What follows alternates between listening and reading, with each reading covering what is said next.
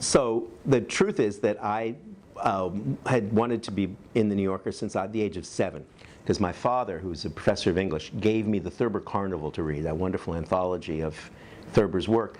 And at the age of 7, I don't know if I knew that it was funny, because I didn't have enough life experience to understand funny very well, but I knew it was well written, and I knew there was something about the texture of the writing that was hypnotically appealing to me.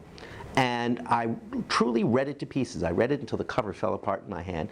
And I noticed that it was dedicated to Harold Ross and that it had all appeared, said on the dedication page in the New Yorker. And I thought, aha, that sounds like a very good idea. So truly since the age of 7.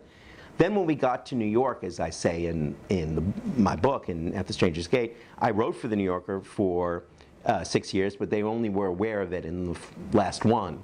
Because I would sit in my little tiny room that my wife and I shared in the Upper East Side, a basement room, and I would write all day. And we would then go and hand deliver these wry and amusing essays about metropolitan life to the New Yorker. I would literally slip it under the door, and then it would come bouncing back 2 weeks later with a rejection slip.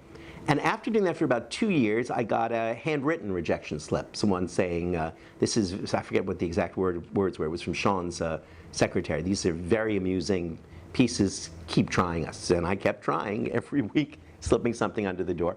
And finally, in 1986, in May of 1986, they bought something of mine, a piece that I had actually written for one of my many sisters' weddings about being a Montreal Expos fan, because it was something we shared, and also being a graduate student in art history. And that was in May of '86.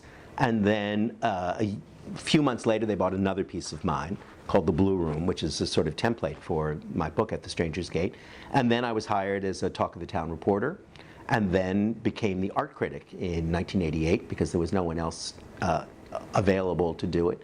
And have really been there since. In '95, I went off to Paris to write about Paris and so on. That wasn't an assignment, as people sometimes think. It was a choice. Martha, my wife, and I were in love with Paris. We had just had our first child, and we knew if we didn't get there now, we'd do it. In the magazine, and the person of Tina Brown was bemused that anyone would want to go to Paris, which seemed like a backwater in those days, but was tolerant of it, and that eventually led to my book, Paris to the Moon.